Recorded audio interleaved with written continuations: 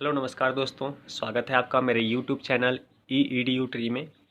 दोस्तों, आज हम भारत का इतिहास 1206 ईस्वी से 1707 ईस्वी को पढ़ेंगे।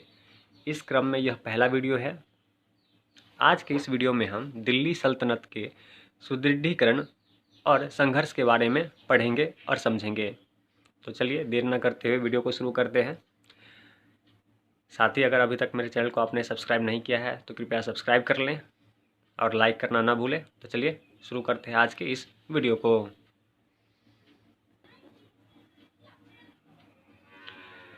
दिल्ली सल्तनत के इतिहास में 1206 से 1290 तक का समय निर्माण और बहुत सी चुनौतियों से भरपूर रहा था। इस काल की विशेषता यह थी कि जहां एक ओर गौर वंश के शासक वर्ग में केंद्रीय सत्ता के लिए काफ़ी संघर्ष हो रहा था, वहीं तुर्कों को नव उदित राजपूतों के विद्रोह का भी सामना करना पड़ा। 1206 में मोहम्मद गौरी की अचानक मृत्यु के पश्चात उसके तीन महत्वपूर्ण सेनापति जो कि ताजुद्दीन यल्दुज, नसरुद्दीन कुबाचा, तीसरा कुतुबुद्दीन ऐबक था के बीच सर्वोच्चता के लिए संघर्ष शुरू हो गया। मोहम्मद गौरी की मृत्यु के बाद इनके सेनापति ताजुद्दीन यल्दुज, नसीरुद्दीन कुबाचा और कुतुबुद्दीन ऐबक जो थे, इनके बीच सर्वोच्चता के लिए संघर्ष शुरू हो गया। यल्दुज के पास अफगानिस्तान और सिंध के बीच के मार्ग पर स्थित करमन तथा संकुरन का क्षेत्र था, जबकि कुबाचा का उच्च पर महत्वपूर्ण नियंत्रण था। जबकि ऐबक को पहले ही मोहम्मद गौरी ने दिल्ली का वायसराय के रूप में नियुक्ति कर चुका था, इसलिए वह भारत स्थित तुर्क सेना का सेनापति था। तकनीकी तौर पर वह अभी भी एक गुलाम ही था, किंतु उसके मालिक मोहम्मद गौरी की मृत्यु के तुरंत बाद उसको सुल्तान की उपाधि प्रदान की गई। औपचारिक तौर पर दिल्ली की सल्तनत की स्थापना का स्वतंत्र पहचान के रूप में इस घटना को ही जाना जाता है। अपने 4 वर्ष के संक्षिप्त शासनकाल में पंजाब पर अधिकार करने की यल्दुज की अभिलाषा को निष्क्रिय करने के लिए ऐबक अपनी राजधानी लाहौर को बनाता है। ख्वारिज़्म शाह के दबाव के कारण जो दृढ़ता के साथ गौर की ओर बढ़ रहा था, यल्दुज स्वयं को भारत में स्थापित करने के लिए प्रयासरत था। ऐबक के उत्तराधिकारी के रूप में उसका दामाद इल्तुतमिश ने गद्दी संभाली। ऐबक की मृत्यु 1210 ईस्वी में हो जाती है। उसके बाद उसका उत्तराधिकारी उसका दामाद इल्तुतमिश बनता है और वह गद्दी संभालता है और वह अपनी राजधानी वापस दिल्ली लेकर आ जाता है। इसके कारण होता क्या है कि जो तुर्कों द्वारा विजित क्षेत्र थे, जो लाहौर वगैरह थे, वह उसके नियंत्रण से बाहर हो जाता है और उसके आसपास के क्षेत्र में जो भी सरदार थे, अब वह उसे नजराना देना बंद कर देते हैं और उनकी प्रभुसत्ता मानने से भी इनकार कर देते हैं। इल्तुतमिश के शासनकाल की 1/4 शताब्दी के दौरान उन क्षेत्रों पर सल्तनत के प्रभुत्व को स्थापित करने में बल दिया।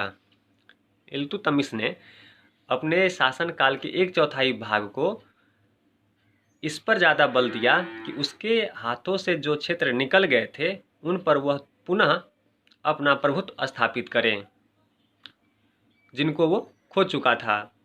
इल्तुतमिश ने 1215 में यल्दुज को तराइन में पराजित कर दिया और 1217 में कुबाचा से लाहौर प्राप्त कर लिया और इसे अपने गवर्नर के अधीन कर दिया। इस घटना के 3 वर्ष के अंदर ही जलालुद्दीन मंगबरनी का पीछा करते हुए मंगोल चंगेज खां के नेतृत्व में सिंधु नदी पर पहुंच गया था। जलालुद्दीन ख्वारिज़्म शासक का पुत्र था, जिसने पंजाब में शरण ले रखी थी।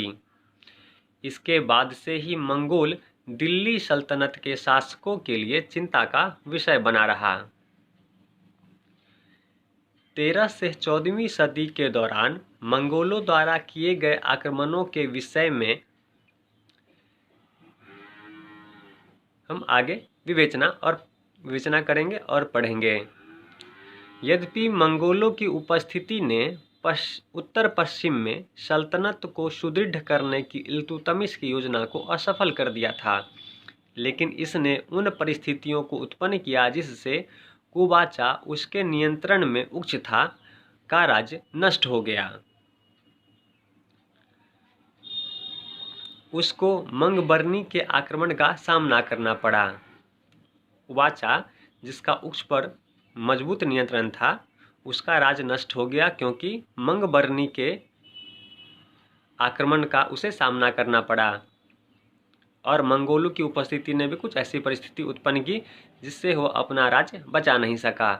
इस तरह उक्ष जो था वह कुबाचा के नियंत्रण से बाहर हो गया। फलस्वरूप इल्तुतमिश ने भटिंडा, कुहराम तथा सरसूती पर अधिकार कर लिया। 1228 के आसपास उसने मुल्तान एवं उक्ष पर दो तरफा प्रहार भी किया। कुबाचा पराजित हो गया और स्वयं को सिंधु नदी में डुबो दिया। दिल्ली सल्तनत के लिए उत्तर पश्चिम पर अधिकार करना अब संभव हो गया। राजपूताना में रणथंभोर, मंदोर, जालोर, बयाना एवं थानगीर को पुनः प्राप्त करने में भी तुर्क सफल रहे। 1225 के बाद इल्तुतमिश पूर्व की ओर अग्रसर हुआ। यदाकदा सैनिक सफलताओं के अतिरिक्त बंगाल में लखनौती तथा बिहार के शासक सल्तनत के प्रभुत्व की अवहेलना करते रहे। 1225 के बाद इल्तुतमिश पूर्व की ओर बढ़ा।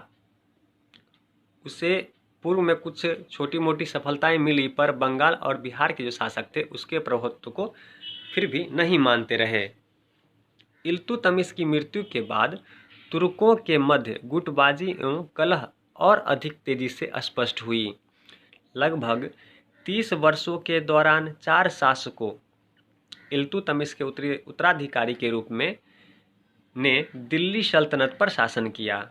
इल्तुतमिश की मृत्यु के बाद 30 वर्षों के दौरान ही लगभग 4 शासकों ने दिल्ली सल्तनत पर शासन किया। इन वर्षों के दौरान उच्च राजनीति में निर्णय लेने वाले अति महत्वपूर्ण समूह को तुर्कान ए चिहिलगानी बंदागान ए सामसी के नाम से जाना जाता है, जिसका अर्थ है इल्तुतमिश के 40 तुर्क गुलाम अधिकारीगण।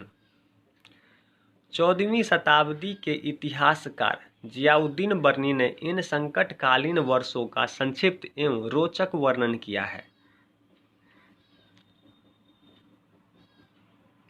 बर्नी ने अपने मुख्य विवरण में तत्कालीन घटनाओं पर भी प्रकाश डाला है।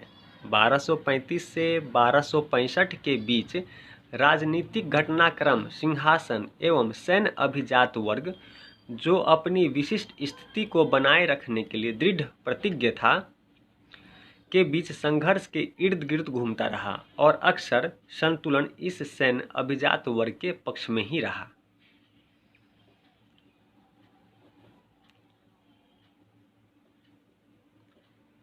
इन परिस्थितियों में सल्तनत के अस्तित्व पर ही प्रश्न चिन्ह लग गया। सत्ता के आसपास जो भी मजबूत स्थिति में प्रशासनगण थे, उनमें सर्वोच्चता के लिए अक्सर गुटबाजी होती रही, पर इनमें जो सैन्य अधिकारी थे उनके पास ही विशिष्ट स्थिति में शक्ति बना रहा। इन सभी परिस्थितियों के कारण सल्तनत के अस्तित्व को कई बार खतरा उत्पन्न हुआ। राजनीतिक अस्थिरता उस समय और अधिक तीव्र हो गई जब छोटे छोटे राजपूत सरदारों एवं स्थानीय सरदारों ने केंद्र की अवज्ञा आरंभ कर दी। चूँकि शासन में ही गुटबाजी हो रही थी, इसका फ़ायदा छोटे छोटे जो सरदार थे, वो स्थानीय जो सरदार थे, उन्होंने अब क्या किया, केंद्र की आज्ञा को मानने से इनकार करने लगे या उसकी अनदेखी करने लगे। इसके अतिरिक्त मंगोल आक्रमणकारी अभी भी पंजाब तथा उसके पास के क्षेत्र में लगातार सक्रिय थे। 1265 में बलबन के सिंहासनरोहण के साथ ही सल्तनत को एक लौह इच्छाशक्ति वाला शासक प्राप्त हुआ। बलबन ने स्वयं के लिए 2 उद्देश्य निर्धारित किए। पहला उद्देश्य था दरबारी उत्सवों की शान शौकत द्वारा ताज की प्रतिष्ठा को स्थापित करना तथा शासनानीद परंपराओं का पालन करना, जिससे शासक का स्थान आम जनता में विशिष्ट हो और सुल्तान उसके लिए भय का प्रतीक बने। निश्चय ही वो अपना वर्चस्व स्थापित करने के लिए भय और क्रूरता का भी पर्याय बनने से पीछे नहीं रहा। वह अपने आप को स्थापित करने के लिए लोगों के अंदर भय प्रकट करना या बनाना चाहता था। दूसरा, तुर्कों की शक्ति को और सुदृढ़ करना, विद्रोहों का दृढ़ता के साथ दमन करना और प्रशासनिक तंत्र को चुस्त करना तथा उसे जो अपने राज्य में छोटे मोटे हो रहे विद्रोह का जो डर था, वह उसे ख़त्म करना चाहता था कि वह जानता था कि इस तरह के विद्रोह उसकी सत्ता को चुनौती देते रहेंगे, तो उसे वह बलपूर्वक उस विद्रोह को ख़त्म करना चाहता था या उसका दमन करने का प्रयास किया और अपने प्रशासनिक तंत्र को काफ़ी मजबूत बनाया। बलबन की मृत्यु के बाद सिंहासन के लिए एक बार फिर संघर्ष शुरू हुआ। बलबन ने अपने बड़े पुत्र मोहम्मद के पुत्र कै खुसरो को अपना उत्तराधिकारी नामजद किया था, लेकिन कुलीनों ने बुगरा खां के पुत्र कैकुबाद को सिंहासन पर बैठाने में मदद की। 2 वर्षों से भी अधिक समय तक सिंहासन के लिए संघर्ष चलता रहा। अंततः जलालुद्दीन खलजी, जो उस समय कुलीन वर्ग में प्रमुख था, ने सिंहासन प्राप्त करने में सफलता प्राप्त की। उसकी इस कार्रवाई का कड़ा विरोध हुआ, क्योंकि उस समय यह समझा जाता था कि खलजी तुर्क नहीं है, बल्कि वह एक अन्य जाति से संबंधित है। 1206 से 1290 के बीच खलजी महत्वपूर्ण पदों पर आसीन रहे। उदाहरण के लिए बख्तियार खलजी बंगाल का मुफ्ती था, यहाँ तक कि जलालुद्दीन खलजी स्वयं पश्चिम पंजाब में सुनाम का मुफ्ती था। जलालुद्दीन खलजी ने अपने राज्य को सुदृढ़ता प्रदान करना शुरू किया, किंतु 1296 में उसके भतीजे अलाउद्दीन खलजी ने उसका वध यानी उसे मार दिया और उसके सिंहासन पर अधिकार कर लिया। लगभग 20 वर्षों तक अलाउद्दीन खलजी के अधीन सल्तनत ने विजय की नीति का अनुसरण किया।